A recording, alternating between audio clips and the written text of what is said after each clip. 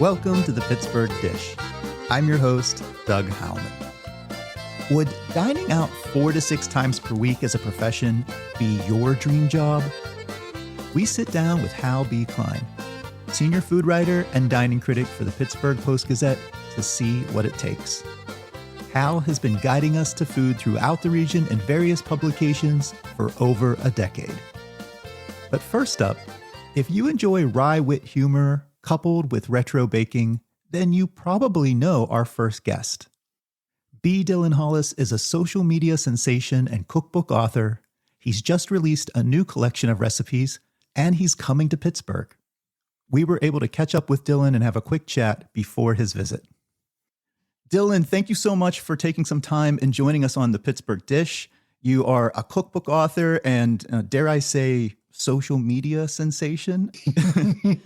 And you have a second book coming out, Baking Across America, a vintage recipe road trip, and you're coming to Pittsburgh. We're so excited to have you. Thank you to Pittsburgh for having me back, not only on here, but traveling on Baking Across America. Of course, we were there shooting for this second book, and then do a signing. This is going to be the only state where I'm going to have 2 signings, one in Pittsburgh and then beforehand in Doylestown. So I love Pennsylvania. Yeah. A lot of wacky recipes out of there, We do that, yes. I'd love to catch our listeners up in case they are not familiar with you. As we said, you are a cookbook author, and this is your second book. But from a social media standpoint, if someone's not familiar with your videos, could you just describe for us what is going on your videos? Well, there's a lot going on. Yes. I like to distill it down and tell people that I've come to really love going back in time and exploring old cookbooks. So it started way back in 2020. Of course, Rona, the COVID pandemic, we all started doing new things. Some folks learned how to knit and crochet, as I say, but I learned how to bake, and I did so on camera because I'd always collected old things, and old cookbooks were among those things. And so I was flipping through some of my old cookbooks, and I found this recipe for, it was called a pork cake, Doug, and it was frightful. Yeah, it was basically a fruit cake with a pound of ground pork in it. All that to say, I tell the story far too often, but I came to bake it on camera. It was ridiculous. I say it tasted like a question. And, that video just blew up. Yes. So before long, folks were sending me in old cookbooks, and I was baking through them and finding the wild, wacky, and wonderful things. So what I do on camera is just looking through old cookbooks, finding some cool, crazy recipes, and baking them and taste testing them. It's amazing. And everything from the pork pie to, I think I recall, water pie, depression, peanut butter bread. That one is pretty good. That all led you to your first cookbook in 2023 called Baking Yesteryear, correct? Yes, Baking Yesteryear, which a lot of people come to call Baking Yesterday, because yesteryear is such an old word from yesteryear, but it's one of my favorite words. It's perfect. You really have this penchant for the nostalgic, the retro. Has that been something all your life, something that's been percolating? Yeah, I think something was wrong with me when my mom had me. I'm an old soul, truthfully, and it's more so than other old souls that I've met. My first car was the 1963 Cadillac I named Ernest, and still drive them every day, and that's on the cover of my book. And the first gadget, real true gadget that I convinced my parents to get me was a 1930s vacuum tube radio, and I'm obsessed with it. Yeah. Insofar as, I don't know, modern things, they come and go so quickly. And I think there's a reason that these old things endure, and that goes for recipes as well. I love it. And, we should also say this wasn't necessarily your chosen path. You grew up in Bermuda. You went to University of Wyoming to study jazz, piano, and music arranging. And as you said, this pork cake recipe has taken you on a completely new turn in this world of, vintage deliciousness, we should say. Yeah, you never know where life's going to take you. I did, I studied. I was going to go back home and be a music teacher. I got my bachelor's of music here in Wyoming for, I played that old school, old timey jazz. That's what I still play today. Mm-hmm. But I like time machines, not in a literal sense. I don't reckon we've invented a proper one yet. But, you can listen to old music and it takes you back. And you can read old books and it takes you back. But I found something very special in recipes insofar as you can bake them and eat them and experience the same sensation that our forefathers and mothers experienced. And that's very unique. Yes. That's very special to be able to do that. It's the exact same, say, for a few additional ingredients in our modernity, but I've always found that really fulfilling and really interesting. Yes. I do have to say, as a Pittsburgher too, getting back to the new book, right now on your social media, I think it's the pinned photo, you are sitting in front of a vintage red suitcase, and atop that suitcase is the most glorious looking strawberry jello pretzel salad. And for so many folks in Pittsburgh, this is such an iconic and familiar dish. When did you happen upon that recipe for the first time? So, when writing Baking Across America, we take so I go through all of these old school cookbooks, and all the church and community cookbooks are great because they tell you where they were published and when. Yes. So I would pile them all up for Pennsylvania and pile them all up for Delaware, and then find which ones came up the most, bake them all, and then do a lot of recipe testing and magic to create the best, the best amalgamation of them all. So I first became aware of strawberry pretzel salad by going through these, even though they're not specific to Pittsburgh. They came up a lot in Pennsylvania as a whole. Right. Now, of course, a large portion of those were in Pittsburgh, but I had difficulty pinpointing because they go by so many different names. There's strawberry pretzel salad. There's, like you said, there's strawberry jello dessert. Some people call them strawberry pretzel desserts. And there's all variations in the name.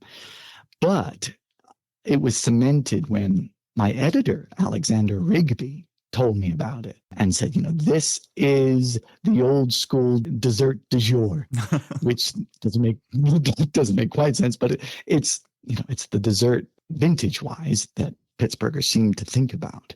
And the recipe was actually tested and built off of a recipe from Alexander's mother, my editor's mother. I love that. Actually, my mom made this at Easter, so we're still making it today. What do you call it?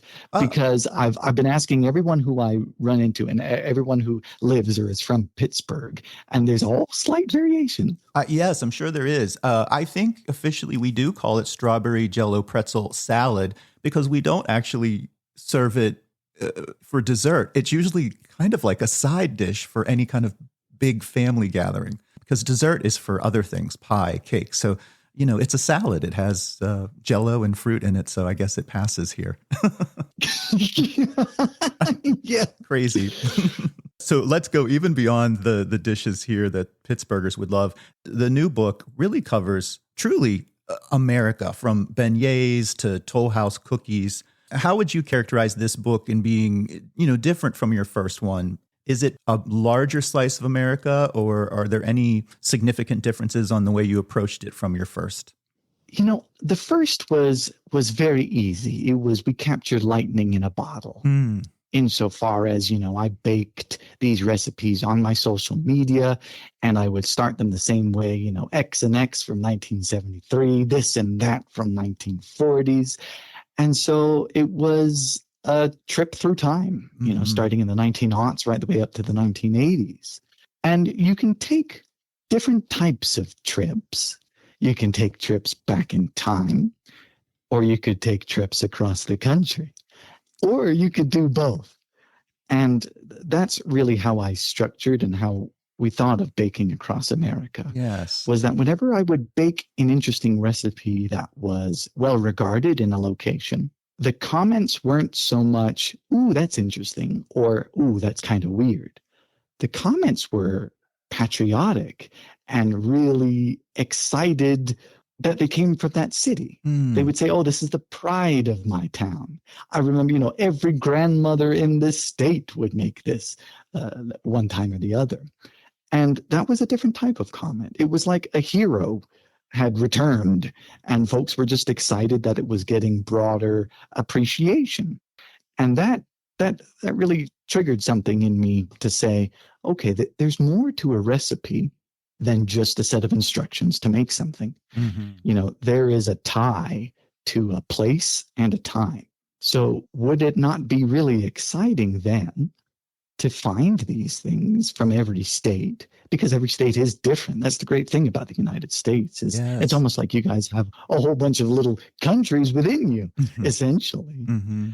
And that's what started it. Instead of laying out my cookbooks by the year, I started laying them out by the location, by the place, and by the state. And then, sure enough, after a lot of arduous testing, we actually went on the road and we filmed these and we made them on location, and that was crazy. How wonderful! So, to answer your question, it's a travelogue, really. I love that. I'm so excited to dig in this journey of baking across America. And we should let our listeners know you're coming to Pittsburgh May 27th. You'll be at the First Unitarian Church in Shadyside, presented by one of our local bookstores, White Whale. So we can send folks over to their website for tickets. Dylan, we're so excited for the new book and what you have going on. We wish you all the best success with baking across America. It's been such a pleasure to talk with you. Thank you for giving us some time on the Pittsburgh Dish. Thank you for having me, and I'm excited to be back in Pittsburgh. Oh, thank you so much. Dylan's May 27th visit to Pittsburgh at the First Unitarian Church in Shadyside is presented by local bookstore White Whale. You can get your tickets, which include a signed hardcover copy of Dylan's new book, Baking Across America, at their website, www.whitewhalebookstore.com, and just look for events. And now, from retro home baking to modern everyday dining out, we sit down with Hal B Klein, who might just have the best gig in the burg. Well, thank you so much for coming over and for being on the show. Would you introduce yourself to our listeners and what you have going on in the world of food? Sure. I am Hal B Klein, and I am the senior food writer and dining critic at the Pittsburgh Post-Gazette. How long have you been at the Post-Gazette? So I've been at the Post-Gazette. It'll be 3 years in June. And prior to that, I was at Pittsburgh Magazine for around 7 years. So you've been doing food for quite a while in the Pittsburgh area. Yeah. I was looking today. My first byline was in 2011. I had a column at Pittsburgh City Paper called On the Rocks, where I wrote about drinking culture in Pittsburgh. Yeah. Was that the first sort of writing gig that you were doing in terms of food locally? Right. Correct. Yeah. And then right around the same time, I also was doing stories for the Allegheny Front, which is an incredible environmental radio show on WESA. Love them. Yeah. So I was doing stories on them with food and the environment, which was a really exciting way to learn journalism that way. Yes. Before we dive into food, I do want to say this world that you're in now wasn't really where you started, right? You were an actor. Yeah. I am a big believer in always learning and always growing, and sometimes life changes how you go. So I spent the earlier part of my adulthood working as an actor. I lived in New York. I did a lot of Shakespeare there, a lot of classical theater. Yeah. Moved out to Los Angeles, was in a couple of films out there. Wow. And, while I was in Los Angeles, I started getting more and more into food just because it's an incredible food city and going to farmers markets. California, of course. Right? Yeah. Really incredible just to be able to go to like the Hollywood Farmers Market on a morning. And as things got a little bit, let's say difficult with my acting career in 2008, when during the Great Recession, it really shifted the way things were going there. I just started looking for something else in life. I knew that I wasn't as satisfied as I was when I was doing work on stage in New York. And, just for fun, took a food writing class, didn't really think anything was going to come of it. And then decided when I wanted to kind of look and do something different, I found out about this graduate degree called food studies. Is that at Chatham? Yeah, so I was part of the first cohort at the food studies master's degree program at Chatham University. There were only 2 other programs at the time, NYU and Boston U. Okay. And, those ones didn't appeal to me for various different reasons. And I thought, hey, I'd actually been to Pittsburgh once in my life. I was in a commercial for Arena Football that shot here in 2001. Oh my gosh, Arena Football. I remember that. Yes. Yeah. And that was, my only experience with Pittsburgh, but I came out here to tour the campus. Okay. And thought, hey, this will be a nice 2 years living in Pittsburgh before I move back to, probably San Francisco where my family is. And it'll be 15 years in August. So I think I'm here now. I think you're a Pittsburgher now. I think so. Yeah. So just to trace your steps, where did you grow up? So I was born in New York City, born in Queens. My inherent love of pizza. Oh, yeah. I do believe comes from that. Grew up just outside of the city in a place called New City, New York. And then when I was 14, we moved to the San Francisco Bay Area. My dad got a promotion, so we headed out there. Went to college in San Diego, lived back in San Francisco, moved back to New York, went to drama school in London, back to New York, Los Angeles, and then Pittsburgh. Okay. And my family's still in the Bay Area. All right. All of these big cities. I mean, this was your whole life. And you were drawn to Pittsburgh because of your new career choice, your studies at Chatham. Yeah. And I fell in love with the sense of community here. I think I love big cities, always be part of my heart. I go to New York and I feel feelings. Oh my gosh. Yeah. But I think there's a sense of community in Pittsburgh that is really hard to find in a lot of other places. And it's something that I noticed early on and really kept me here at a point, a year after I finished grad school and earned my master's degree. I was like, should I stay here? Should I stay or should I go? Yeah. And it was like, why would I go somewhere else when I have an opportunity to build a career here in something that I'm so interested in? It was at a really exciting time in Pittsburgh in the, early mid 2010s. Yes. With the cocktail movement growing, with restaurants growing, with things opening, with farms really starting to take off. I agree. I sort of remember in 2008, 2009 was sort of the first wave of a lot of great new dining. And, when I moved back home in the 90s, it was Big Burrito Group. They were here already, but that was pretty much it. And a lot of like old time restaurants that we had heard about for decades. And then we sort of had this big boom. I think you arrived at the best time.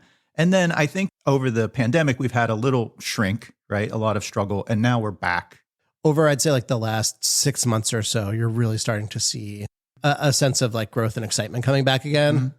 I feel like everything is back. I think I said that recently to someone else. Like, people are not staying home anymore in any way. Like I go to restaurants and they're full and it feels good. But we are still living in this time now where most places are closed on a Monday, Tuesday, maybe even a Wednesday, because they've figured out that a Thursday through Sunday service is what works for them. And that it gives them a better like work-life kind of balance too. Yeah, it's one of the things that really started happening during the pandemic was people recognizing that for themselves and for their staff, that maybe changing some hours or working at different times was going to create a little bit of a better life balance, which also translates to a better experience for customers a lot, even though it can be frustrating sometimes when it's, Tuesday night and you're like, oh, I really want to go to this place. I know.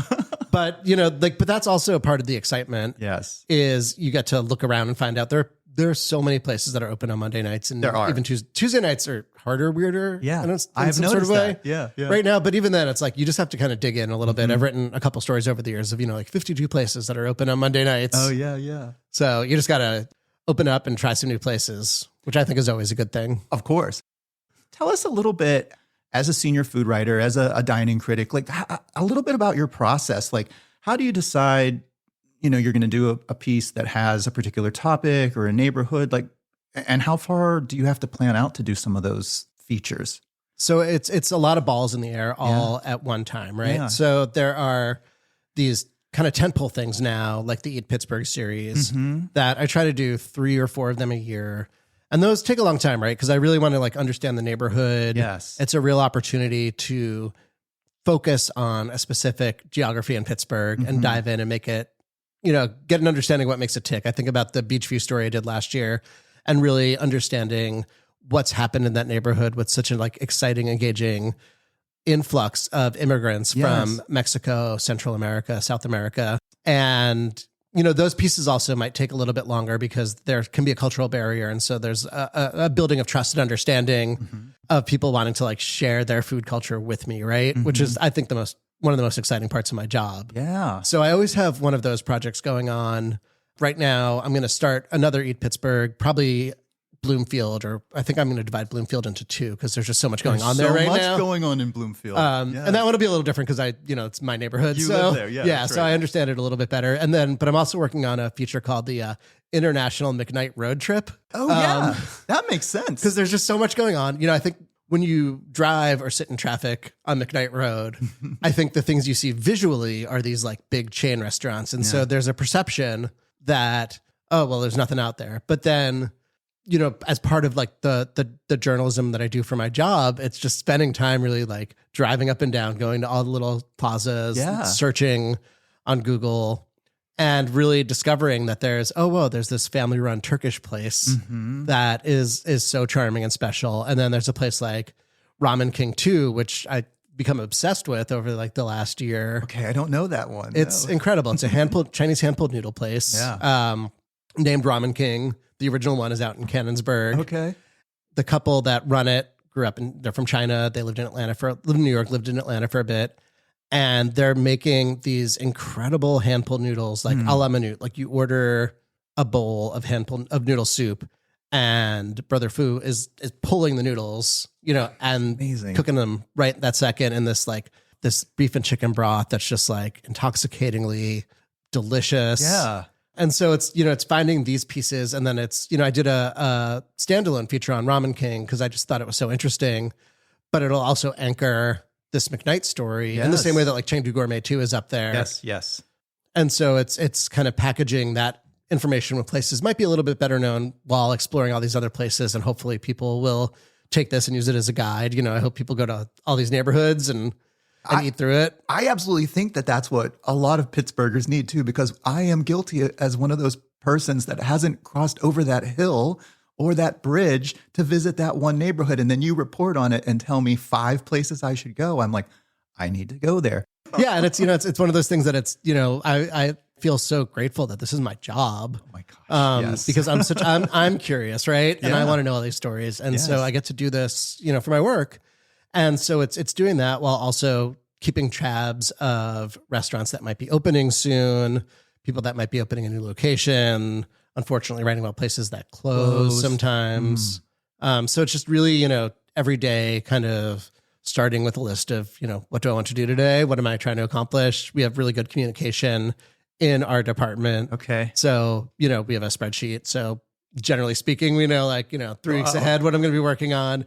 And that might change sometimes if, I get new information about a place or I'm just blown away by a dish somewhere and I'm like, oh, I have to write about this right now. Or, after the election, the most recent election, I was just really thinking about how Pittsburgh has really grown and developed so much from immigrants coming here. And, my first instinct was like, I wanted to have this opportunity to really celebrate people and humanize people for who they are. Yes. And so I was able to kind of go through and look at some of the immigrant-run restaurants I've written about and highlight some of those places too. So a lot of it just sort of depends on, it could be influenced by something in the news in a way that like doesn't really seem obvious necessarily, but might for me kind of click in my brain or whatever. Yeah. To be able to talk to these people and get their story.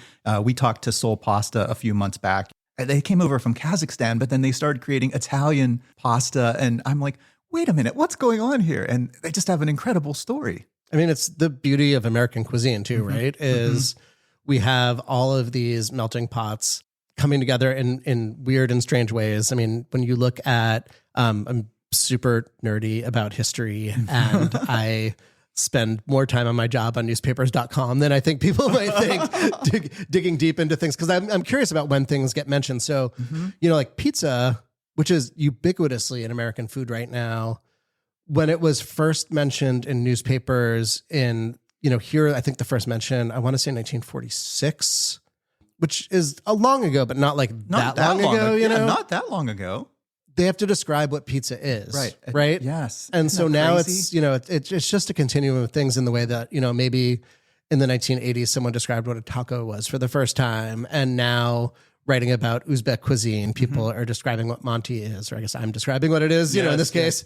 But it's all a continuum and it all kind of comes together in this really incredible, delicious way that people get to contribute to our collective story while celebrating their individual stories. And I just think that's so interesting. I love that. And I also find that when you do talk to people, no matter where they're coming from and what their food is, we are so much more alike than we are different. Like those stories are always about family and traditions and passing something down or sharing it. And that, to me, is why food is such a good vehicle for uniting folks. Oh, completely. I went to an iftar, which is the meal that's celebrated at the end of the day every day during Ramadan with the sunsets at the Islamic Center of Western Pennsylvania up in Cranberry a couple weeks ago. And, before the meal, there was a prayer. It was really beautiful. And during the prayer, there were just like these kids just like running around and mucking about. And it just reminded me of when I was a kid. I grew up Jewish. I'm not terribly religious, but I really appreciate the culture. And when I was a kid, our parents would make us go to the high holy days stuff. And we were those kids running. And it's like that. It's the same. There's nothing different about it at all. Like kids are going to be kids. People are going to connect in the way they want to connect. And, then we're all going to come together over food afterwards. Mm-hmm. Yeah. That meal, by the way, was incredible. Amazing. Yeah. Like what were some of the bites? Like, can you describe There them? was this okra dish that was made, I guess, in an Egyptian style that the person who made it managed to like coax out all of the like unctuousness of okra, but like eliminate the like spongy feeling that you can sometimes feel when you eat it. It was, it was like a really phenomenal dish with just like this heat in the background that just, caught up with you eventually. It was, so good. Gorgeous. Yeah. Oh, I'm sure that's a future article. Probably. Yeah.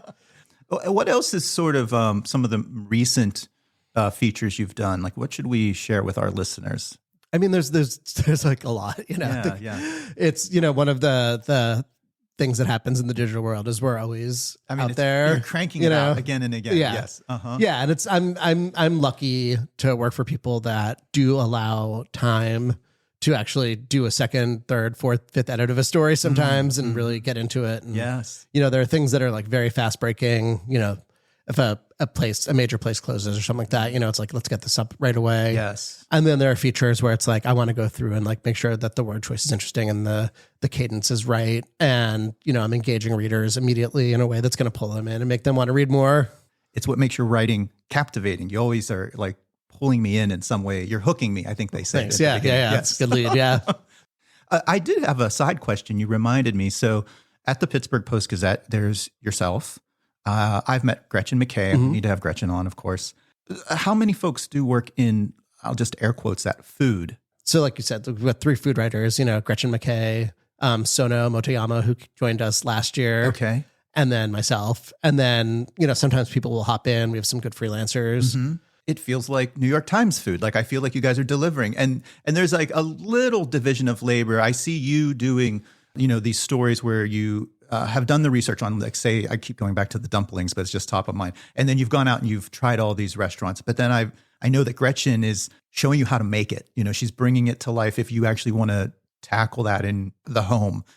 Is that how that typically works? I mean, I don't know if there is a division of labor. Yeah, there's definitely, we all have our beats. Okay. So restaurants is my primary beat. Gretchen. You poor thing. Home cooking. I know. It is like, it's one of those things that's like really weird to say when it's like, oh God, like poor you. But it's like, it is work. I do take notes. I do, have to. It's not like a normal going out. You have things in your mind you've got to achieve. I mean, and it's fun a lot of the time, like no lie, but also I think you have to want to engage with restaurants 4 or 5 days, 6 days a week, which for some people is really exciting. For some people, I'm sure would be a nightmare. For me, it's really exciting.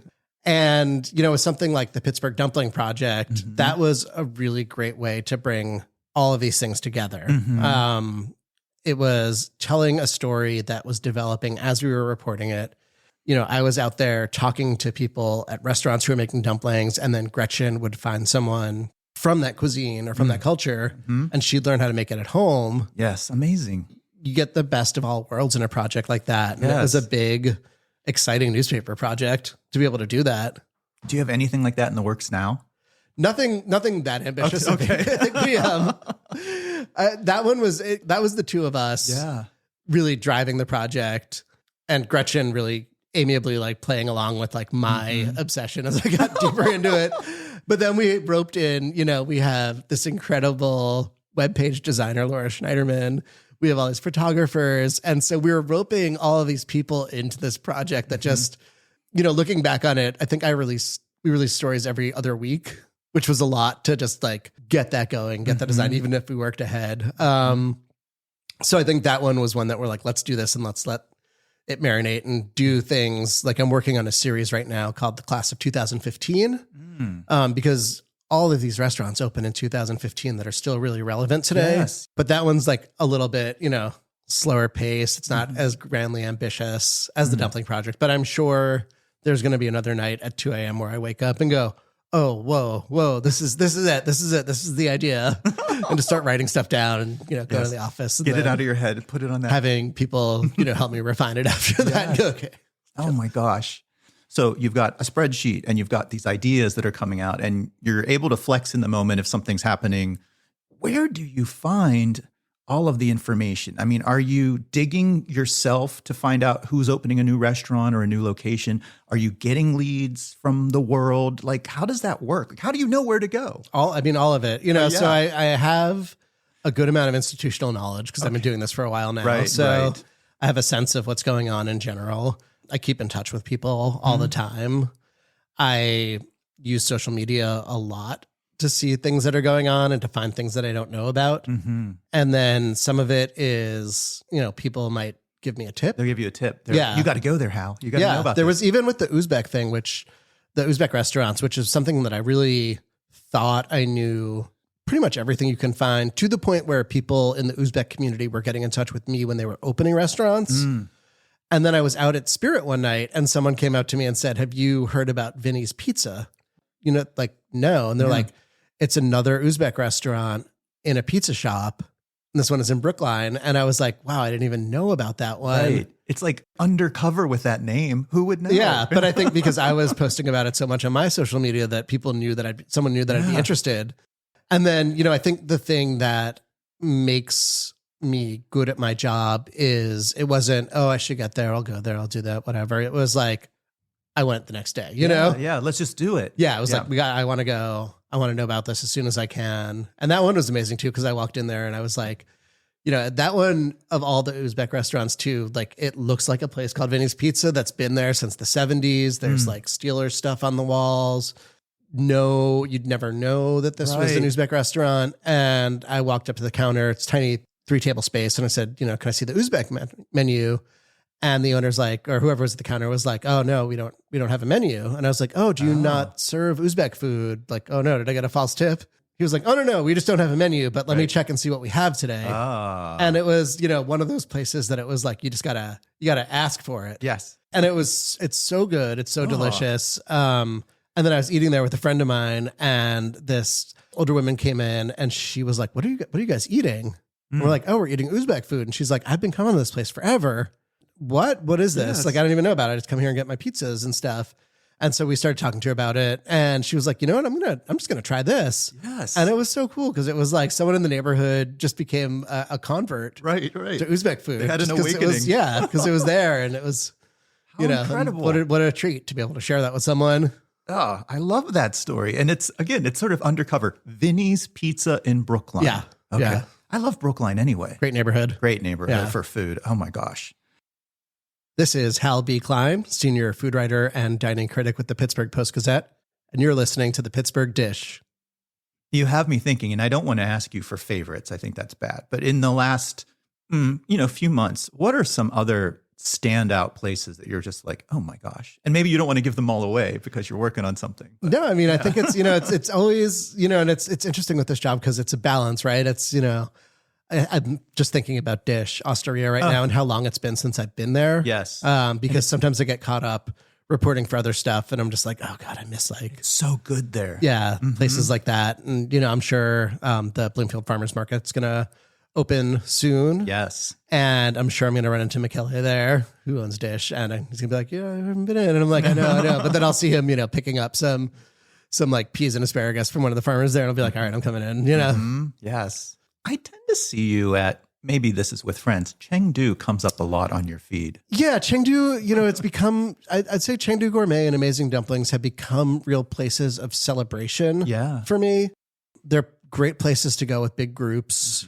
I think Chengdu, especially, like I couldn't imagine going there with just one other person. It'd be so long. I'd be like, yeah, how are we? Because you got to order a bunch. How are we going to eat all this? Yeah, the point is you've got to order a lot of plates to share. Right, you have to.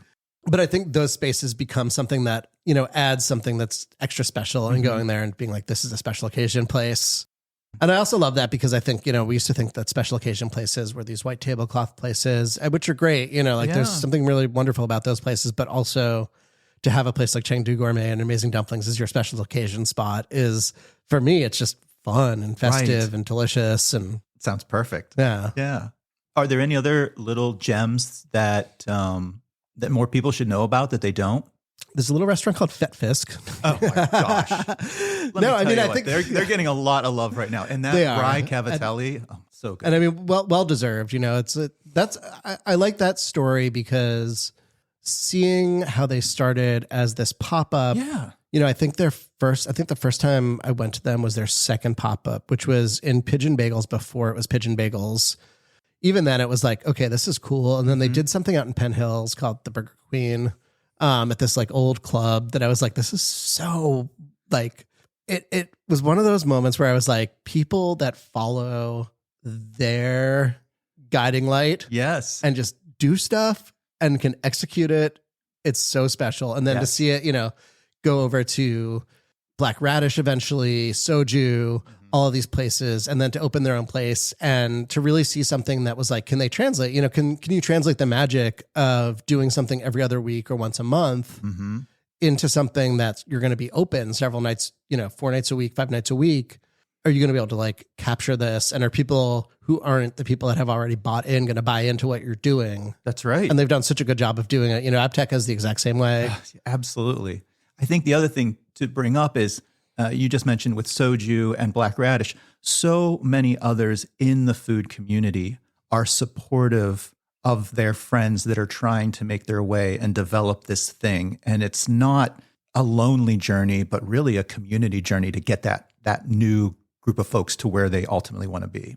Yeah, it's one of the things that makes Pittsburgh a very special place. I'm sure this happens in other cities too. I hope so. But it's something that really, since I've been in Pittsburgh at least, you know, I remember back in the day of Bar Marco and the No Menu Mondays. Yes. Which like I got to cook a few of those, which was, you know, like, way early on before I was, you know, doing this as a living. It was just fun to be able to go in there and it really set a great framework for everything that's come after it. And when you think about the people that participated in those No Menu Mondays back then, they're still doing things now, and you're seeing all of that. And, you know, you look at a place like Legume, Butter Joint, and the family tree of that. And, you know, going back to Big Burrito, you see the family trees from there. Yes. And you see all of these things interconnecting. But then you also will go to a bar at night and you'll see chefs from restaurants or front of house people from restaurants hanging out or stopping by other people's restaurants. Exactly. When they can.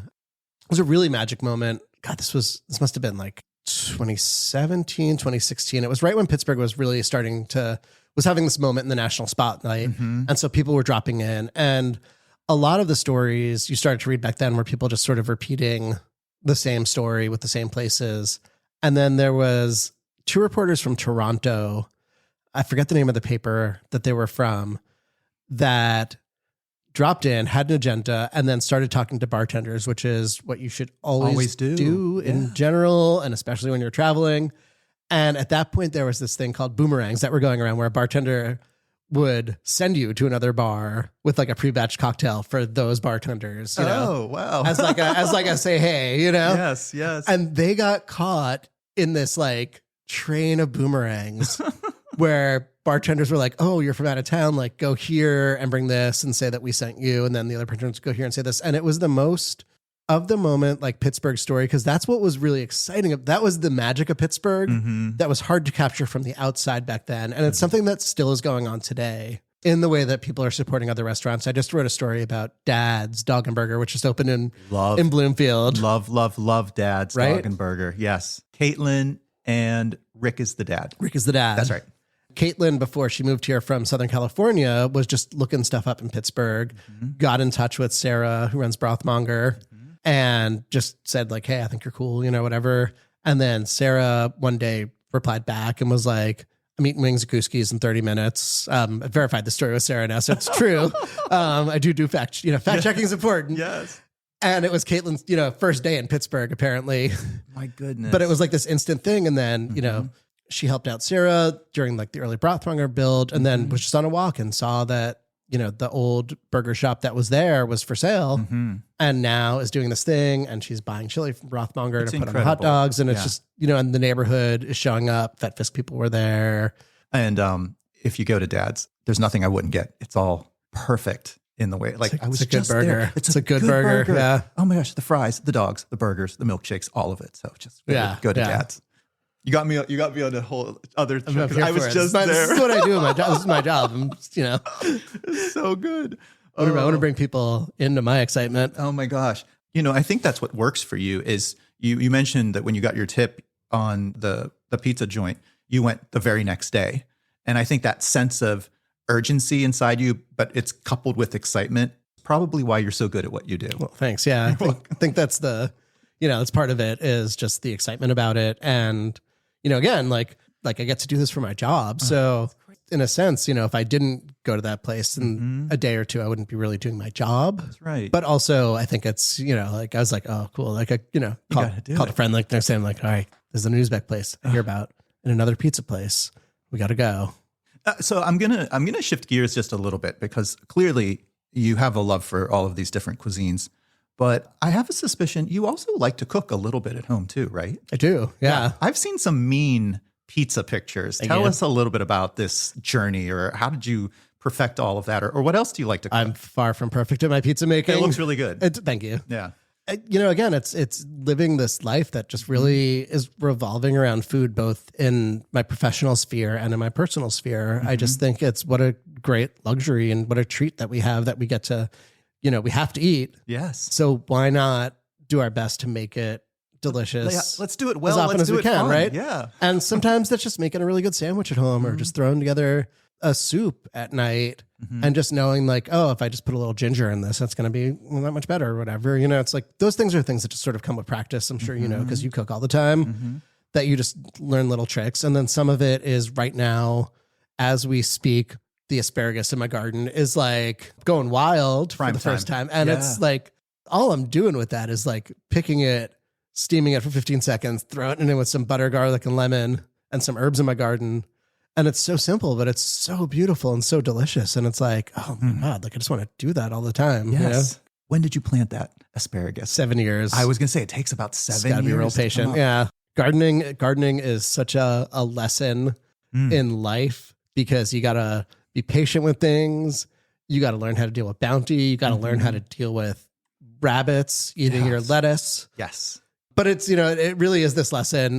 There's a great Doug Oster, great gardening writer in Pittsburgh, who, is so inspiring in that way. And then it's like, you just learn from people like that. One of my great mentors, Sherry Flick, who was the food writing teacher at Chatham. She still is an incredible flash fiction writer, but her garden is this like wonderland. Wow. And, like you spend time in Sherry Flick's garden and you're like, wow, this is so inspiring.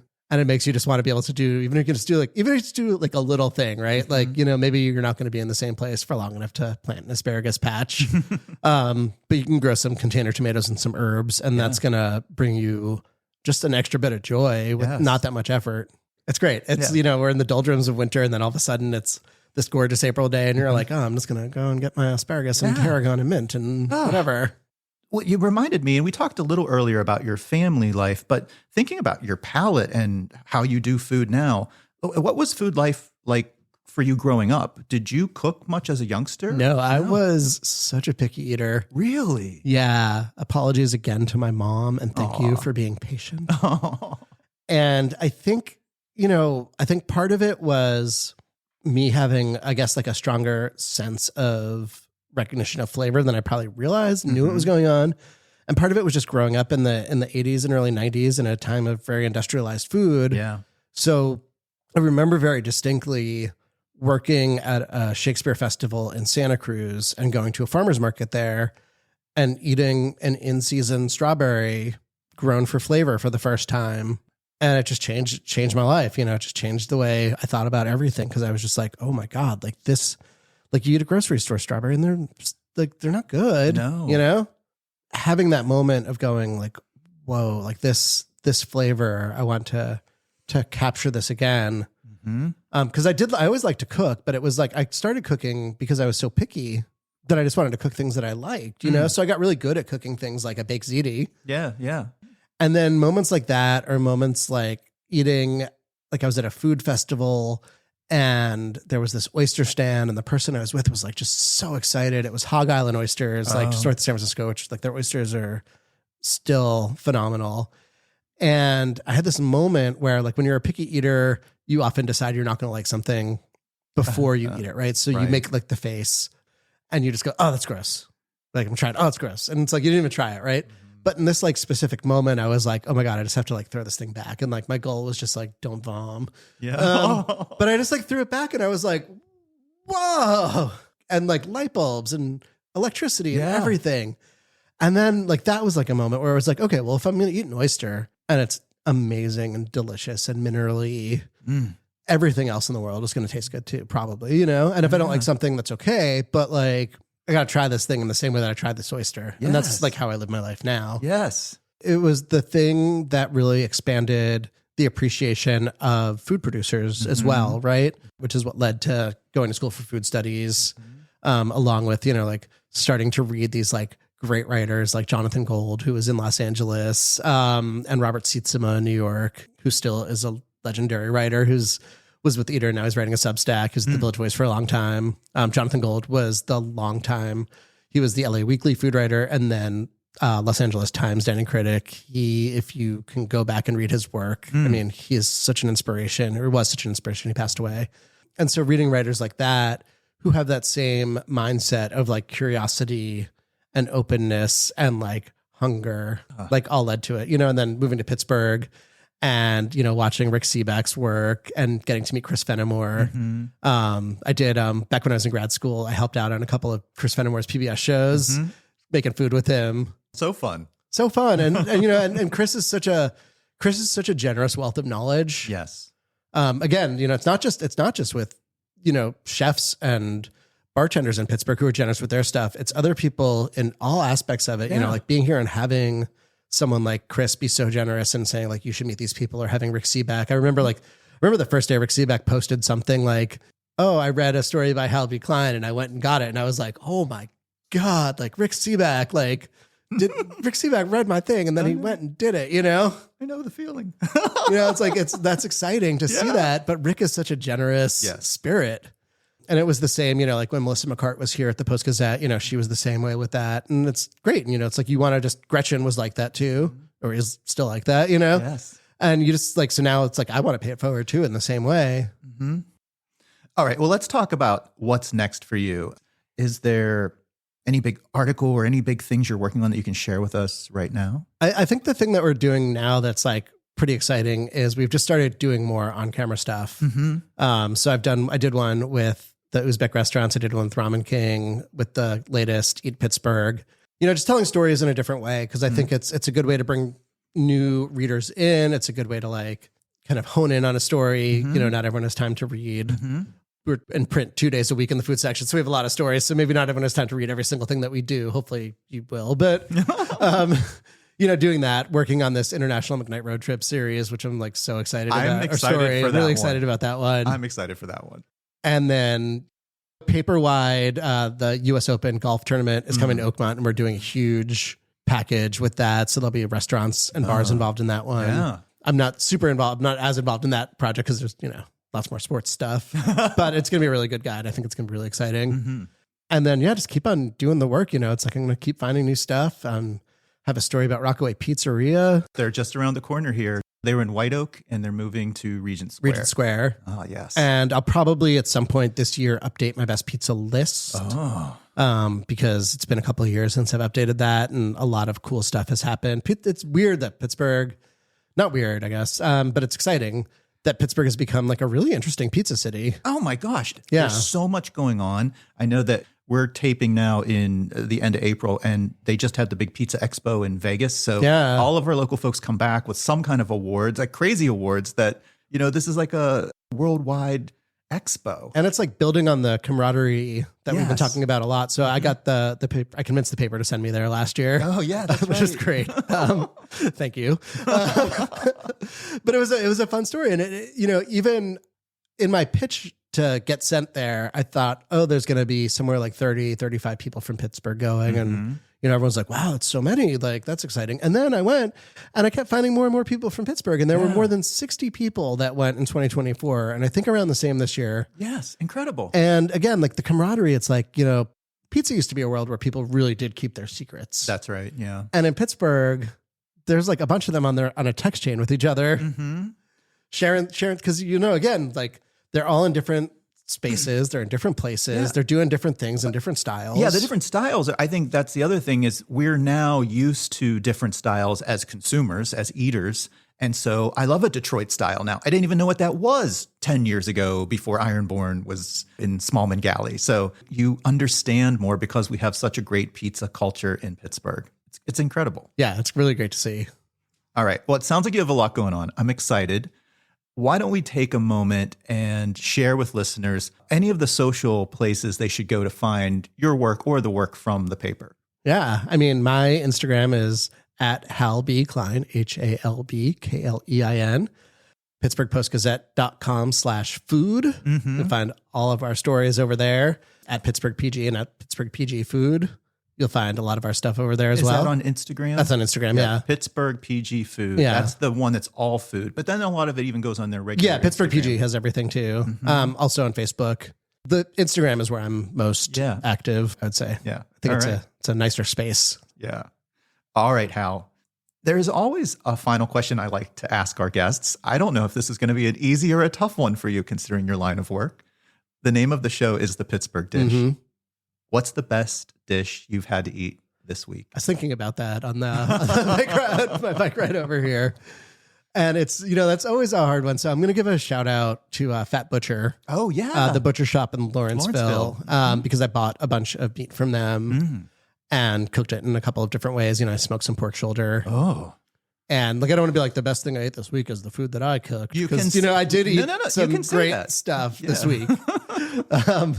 Just want to be sure. I went, there's a Syrian restaurant up on McKnight Road that I thought was fantastic. But, just again, to be able to support a butcher shop like this that is sourcing all of their meat locally from really wonderful farmers who are raising local beef. purveyors. Yeah, it's really great. And so I love being able to go in there and support a place like that. Yeah, Fat Butcher Shop. They're down in Lawrenceville. If you go in, they also, by the way, have a really great smash burger. They do. Yeah. They do. Yeah. To have a butcher shop like this that is working locally and getting in whole animals or like half animals and doing these custom cuts is something that's really special. But the only way to do that, and Salem's, the market in the Strip District, has figured this out as well, is to be able to have hot food or prepared food as well, right? So they're making sandwiches at Fat Butcher. You can get ground beef, you can get tallow, sausages. Oh, yes. And so all of that, so if you're someone that's interested in cooking, you can get things. But if you just want to go eat something that's made from these like really beautiful animals, you can do that as well. And like they really know what they're doing there. Call ahead if you want something special. Or do what happened the other day, which was I went in because I wanted to get a pork shoulder to smoke. And Steve, the owner's like, we're getting in all of our pigs tomorrow, so I can break one down for you and pre-order. And I was like, cool, great. I don't live that far away. But I was also like, and while I'm here, Right. I can get like a treat for my dog and I get a steak for dinner tonight. And then I went back the next day and it was like, just walked in and, because I'd ordered it in advance, it was ready for me to go. Beautifully cut. So let me just ask one more question. So the pork shoulder, you smoked it? How did it turn out? Great. Yeah. What, did you shred it? Do you put it on sandwiches? Just eat it? Yeah, a little bit of different things. Like I made tacos today before I came here. Delicious. Yeah, it was nice. I love to have people over in the garden for dinner and stuff like that. So we have a long running joke. I'm somehow on the poster for Disco Sunday Disco, which which if you don't know about that is this incredible, it's at Trace Brewing, Jarrett Tebbets, AKA DJ Hoagie Dreams. We've bonded over our loves of sandwiches. He started this a couple of years ago. It's a daytime into the evening disco. It's super fun. And for whatever reason, it's him, Anthony Susan, who goes by Pretty Tony, and Michael Palladini, who goes by DJ Ginny Daddy on this poster, which makes sense because they are often DJing there, and then me. Because I guess I just happened to be there in that moment where they took that photo, and it was a nice photo. So we've dubbed me DJ Smoking Meats, even though I've never actually DJ'd in my life. But you're living. But maybe one day. You're living up to the namesake in other ways. Yeah. That's an incredible story. Thank you. That's great. Hal B Klein, thank you so much for spending time with us, and thanks for being on the Pittsburgh Dish. It was a real pleasure. That's our show for this week. Thanks again to all of our guests and contributors, and to Kevin Selecki of Carnegie Accordion Company for providing the music to our show. We'll be back again next week with another fresh episode. Stay tuned.